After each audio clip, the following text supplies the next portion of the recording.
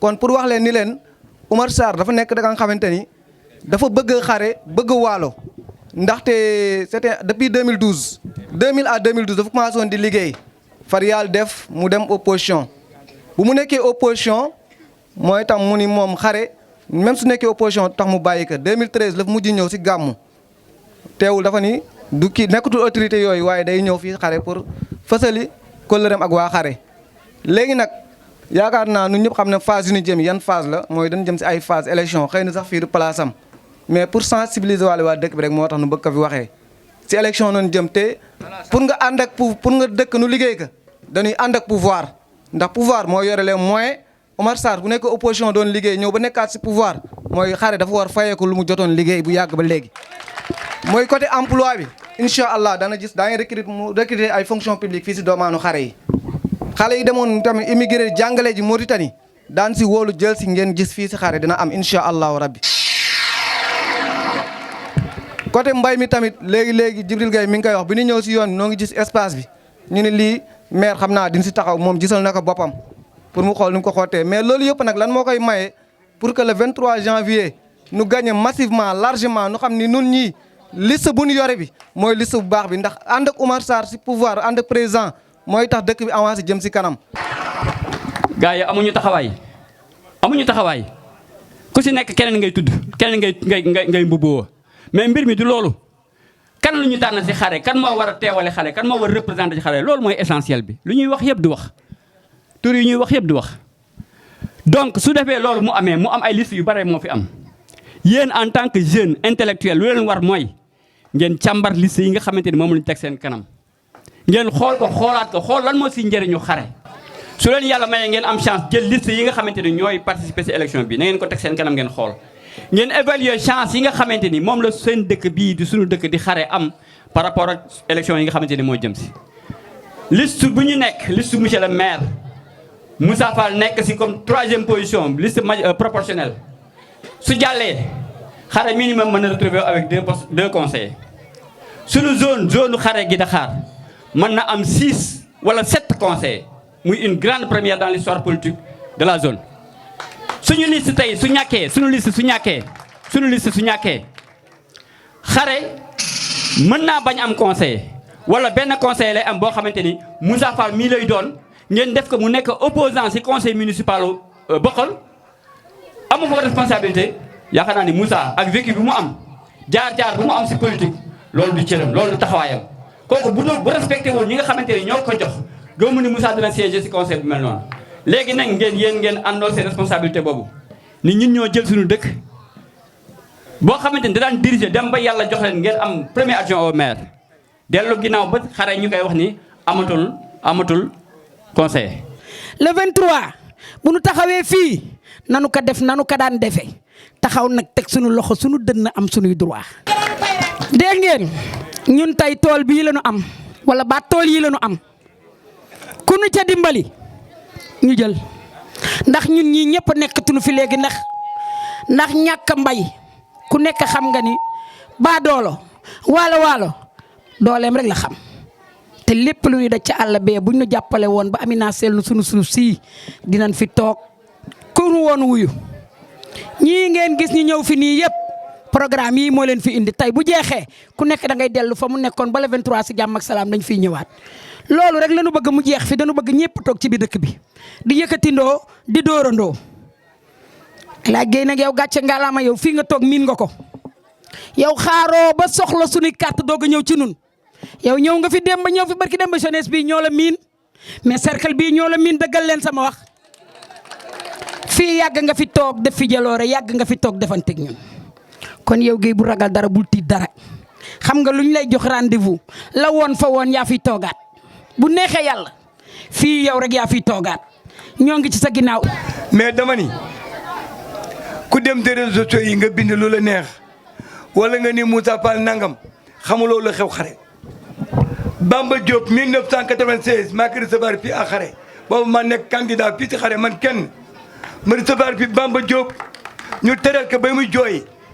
ba élection yi passé benn carte la fi am xare dëkku teraanga la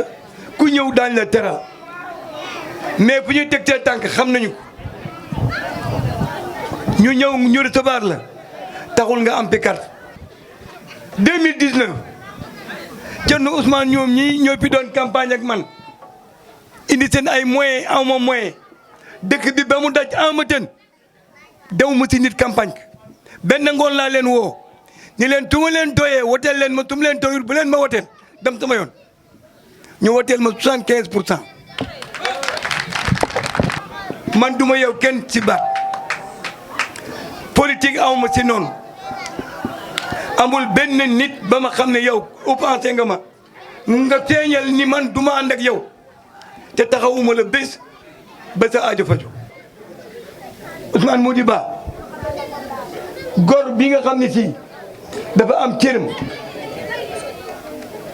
am lu mu mën gañee jégg discipline parti tàkk mu bàyyi léppam ñëw ànd ak nun vraiment commune Bokhol yëpp amee luñ ko njukkal mu ànd ak góor bu góor ba ci El Hadj Gueye nga xam ni ku mu teralul ci biir commune Bokhol bi amul xare gi moom miin na ko ndax heure bu nekk ma ngeen nemmeeku ndax ñi ngay naan ndox mu baax ñi ngay nemmeeku yan problème lu ñu am kon ñooñu rek war na tax xare woteel leen rawatee nag Oumar Sarr nga may leen ma nga jàll ci gaalam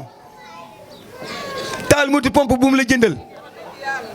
dugg ci yëpp ci oto sa doom ci oto dellu ci ni ko bëgguma la du ngor la ma wax bu lu leer la nga jaar ci gaal gu mu la jëndal gaal gi nu amoon avant gaal gi di ñëw ñaanoonu ko Oumar Sarr dëju yaayam la neenu daan leen jëndal gaal tegu sa weer mu indi xaalis bu joxe ko ñu jënd gaal barki démb ma dem ni ko moto pompe jigéen ñi ñaari at bayuñu mu ne ma lu tax ma ne ko amuñu moto pompe mu ne ma demal nga wutalee moto pompe oto bi dafa paan mu ne ma demal nga dépanner ko bay mu daw oto ba tey pare na ba ñu ngi si salle de peinture pour mu jënd kenn dootul jëlaani beneen oto ku lay defal loolu di nemmeeku fa nga toll kooku boo ko wanee gannaaw xaw ma lan laa la mën qualifier. en tout cas man mi ngeen jaanool man maa yoroon Benno Bokk Yaakaar bu commune de Bokhol am naa ñetti élection yoo xam ne si wax naa ko El Hadj wax naa ko Moussa kenn tere wu ma jël première ci département Dagana lu mooy xare yàlla xam na ko du caaxaan damay gagné ba jógee Dembel su ma benn mbokk bu ñëw Dembel bu nekk mbaan mooy jël toujours première ci élection yi ma ni kii nag comme suma doom bàyyi la comme jël naa coordination bi il faut ma raw ko mais bu ma demee ba ñuy natt résultat bu résultat xare ñiwee ak PDS rek ma dal di taxaw ñetti élection wax naa ko Moussa Fall ay yooni yoon kon nag loolu ngeen doon def man mii doon dajeek ñoom ci commune bi président def ne ma demal nga yóbbu sa ngañaay boobu yóbbul ko Alaaji Gueye ndax am naa ci moom confiance gis naa ci moom muy liggéey bu rafet te bëgg naa ko ubbil tiwo bi nga xam ne si moom laa tëjoon opposition la woon ndax mu njëriñ xare njëriñ dëkk yëpp man indi naa li ma amoon booleek li mu am kon résultat bi ngeen doon def ba di ma téye résultat bi dafa war a yokk ndax bu fekkee ni man li ma amoon ñëw na li Alaaji amoon ñëw na bu ñu doon am 79% war nañu am 85% kon waxatuñu waxu gagné xam ngeen ñiy wax ci biir commune bi ku ci yenu Ousmane Mbodi mboqi Alaaji Gueye bëgg a daw di nga sonn da ngay sonal sa bopp rek kooku amuloo benn nit bu la mun secours ba nga mën a daw ak nun ba jàll dex bi kooku mënoo ci dara da ngay jéggi rek toog gagné waxuñu gagné mais dañu raaj résultat bu mag Oumar Sarr seen mbokk la suñu mbokk la seen xarit la suñu xarit la mais dafa ñëw ci parti bi président de la république gëm ni bu doon ñun 68 la ñu doon am % ci département bi gëm ni Oumar bu fi ñëwee dana ko indil 85 ou 90%. il faut que Oumar am lu mu indaale léegi nag bu ñu yemee ci résultat bi ñu doon yem rek dafa mel na nun liggéeyuñu ak moom luñ ko war a liggéey sagaluñ Oumar luñ ko war a sagal te xam ngeen Umar bu nekkoon opposition ànd ak Alaaji di leen dimbale di leen njëriñ di xalaat ci seen i mbir bu nekkee pouvoir jógee président de la République alarba bu nekk mu gisee ak moom waxtaan ak moom li ngeen soxla dana faj lu seen njaboot soxla dana faj kon li fi sës boo xam ne si moom mooy jow gaal bi comme moteur bi ñu jàllee mooy carte bi boole leen carte yëpp def ko ci benn place carte xare mu ngi doon am 79 mu am 85%. Umar siggi Moussa Fall siggi seen conseil yu bees yi siggi bu ñu demee lu ñu laaj ñu jox leen. tey du ñu ñëw fii ci xare pour waxtaan ak waa xare am na ci loo xam ne ñun duñ ci dugg parce que wax dëgg yàlla loolu war nañ ko sax mën a weesu d'accord fii ay candidat yëpp ñëw nañ fii di fi wax seen soxla c'est très normal candidat bu nekk ñëw fii def fi wax fii def fi lu mu mën a def lu mu war a def ça c'est normal. est-ce que du ñuy def comme ñoom loolu yaakaar naa ni xawu ko jar ndax du tey du campagne électorale dafay jot ñuy soog a def suñu loxo ci xare du ñu def suñu loxo ci xare démb ak barki démb ci lu bare bare loo xam ni xëy na suñ koy wax daañu ci lott pour mën koo wax mais lépp loo xam ne lii bëgg-bëggu xare la wala programme yi nga xamante ni xëy na am na ci yoo xam ni sax xare yëgu ko yàlla moo bañ mais programme yooyu bu pare woon fekk na xare mi ngi ci leneen ak leneen secteur yi ñu wax yëpp defe naa ni bu dee poste de case de santé ñun ñoo ko réfectionné en 2009 avec partenariat bu dee école bi ñu taxaw tabax nañ fi salle de classe même cuisine bi aussi si suñu programme la bokkoon ak clôture bi ak yeneen action yoo xam ni fourniture scolaire yi ak yeneen yoo xam mënuma ko citer. bu dee ci hydraulique bi defe naa ni forage yu xare def nañ fi réparation ci la ñu defoon système solaire bi éolienne bi pané ak bac bi ñu réparé ko lu toll ci 8 millions de francs pour réparer bac bi en même temps defaraale château d'eau bi bu muy marché. ñu ngi continuer di liggéey ci programme boobu def naa ni bu dee château d'eau bi ñi ko yoree am nañu information ci waa ADOS ñëw nañ fi def ay enquête pour defar forage bi bu mu nekk forage bu mucc ayib boo xam dafay dox guddeeg bëccëg ndax nit ñi mën a am ndox bi nga xamante ni moom mooy bu laab. loolu nag daf ma intéresse trop bi nga xamante ni ADOS ñëw na te commencé gu liggéey bi dama ne damay anticiper ci li nga xamante ni mooy liggéey bi lu ma ci def mooy fexe ba jox leen sulfate d'alumine ak chlore pour ñu indi ko ci château d'eau bi pour mën def traitement wu ndox mi. ma laajtewaat ñu ni ma solaire bi dafa am problème mënul fonctionner normal moo tax ma jënd groupe bële ni bu ma ñëwee dinaa ko jox population xare ak 20 litres essence pour le moment ñu yóbbu ko ci forage bi pour mu mën jox nit ñi ndox mu laab. loolu lu ma intéressé loo xam ne wax dëgg yàlla mënuma accepter population bi kenn di fi naan ci dex gi te ñu am ay infrastructures yoo xam li liñ ci war a def mooy fexe ba jàppandalal système bi mu mën a dox normal. kon loolu maa ngi wax bu baax ni lu ma intéressé la te wax dëgg yàlla bëgg naa dans 2 jours ñi yore forage bi nuñ taal groupe bi xool système bi su ndox amee nuñ ma wax su ndox amulee nuñ ma wax dama ciy taxaw parce que secteur yëpp ma intéressé mais ndox mu laab mi daf ma intéressé trop. wax nañu bala foofu maa ngi préciser parce que même ADOS lancé na appel d'offre bi pour gi Dakar xare yaakaar naa ñaam mi ngi fii ci biir base bi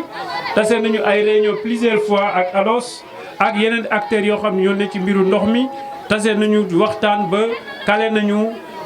DAO bi ba lancé nañ ko yaakaar naa du yàgg dinañ ko attribuer benn entrepreneur pour mu commencer liggéey bi. électrification wax nañu xale dafa bëgg électrification village bi. électrification bi ñun duñ daan def priorisation liñ daan wax conférence d'harmonisation régionale duñ ko ci daan boole mais xare daf daan bokk ci dëkk yi ñu wax ni pour traitement bi mën a nekk dex gi moo tax duñu mën a def traitement bi mais yeneen dëkk yi ci nga xam ni amul loolu dinañ def traitement bi. loolu nag ñun lu ñu mujj gis ñun conseil municipal duñ jàpp ne xare benn système moo ko arrangé mooy moo am centrale mini centrale solaire. boo xam dina alimenter dëkk bi te bu boobaa dëkk day nekk sax est-ce que sax du ma taxu koon ñëw dëkk xare ndax bu boobaa du ñu fay courant ndax solaire bi lay utiliser entretien rek lu ñu ciy def te loolu am solo la. loolu ci suñu projet bu ñuy wax Waalo Est Orange muy deuxième centrale Bokhol bi ñuy wax boo demee ci protocole bi di nga fa fekk ñu inscrire ko su ngeen ko vérifier di ngeen ko gis parce que protocole boobu daañu ko def même ci internet bu fekkee bëgg nga am information bi. parce que wax nañu dafa war a électrifier village yi des yi amagul courant yi nga xamante ni réseau Sénélec bi mënu fa dem dafay def mini centrale solaire pour alimenter dëkk yooyu bu dee dëkk yi nga xamante ni xëy na population bi dafa ndaw muy suñu mbokku Ousmane yi ci kaw yooyu duñu leen di jox ay kit solaire ak ay lampadaires ñu koy utiliser seen village loolu mi ngi ci protocole bi normalement dañu waroon lancer projet bi avant décembre mais avec procédure yi ni muy demee ak ay avis présidence ak yooyu moo ko téye def naa mois de mars lu ñu war a lancer projet boobu te buñ ko commencé duñu commencé réalisation yi duñu commencé ci protocole bi di ko exécuter te dinañu def suñu priorisation xale nekk ci premier village bu ñuy régler problème parce que soxla nañu. pour formation emploi des jeunes et des femmes loolu formation boobu même ci projet boobu am na volet formation boo xoolee premier projet bi amoon na ko muy Synergie 2 def naa y a 45 jeunes yu ñu formé su ma juumul gi Daxaar bénéficié wu nañ ci bon xare aussi am na ñu ci bénéficié wu ci formation bu mais formation bi cette fois-ci duñ ko def en métier solaire parce que 45 jeunes formé nañ leen en métier solaire yoo xam mën nañu réparation solaire mën nañu def entretien mën nañu installer seen kër keroog def naa ba ma jigéen ñi sargal am na benn xale bu jigéen bu ci bokkoon mu ni moom Mourtine la nekk mi ngi fayeeku salaire grâce formation bi mu amoon ak Synergie 2 mais cette fois-ci duñu bëgg formation boobu ñu jéem xool nuñ ko liggéeyee ba du nekk rek en métier solaire beneen formation bi nga xam dafa intéresser jeunes yi ñu virer fonds yi ci formation yooyu kon loolu ni ngeen ko xaar bu boobaa dinañu waxtaan ak jeunes yi parce que conseil municipal gis ngeen dafa bari ay xale ren xale yooyu yaakaar naa duñ ñu bàyyi ñuy seetaan xale yi kon loolu nag ñu leen ci dalal seen xel. réparation batte de xale yi def naa loolu Moussa mi xam naa bëgguloon ma wax ko waaye naa ko wax liggéey na ci ba ñu saisir ministre bi Oumar Sarr bu mu woo ministre de l'équipement mu woote ci Casamance am na dëkk boo xam ne duñ ko def pom ñu ni baag ba fa nekk nuñ ko indi xare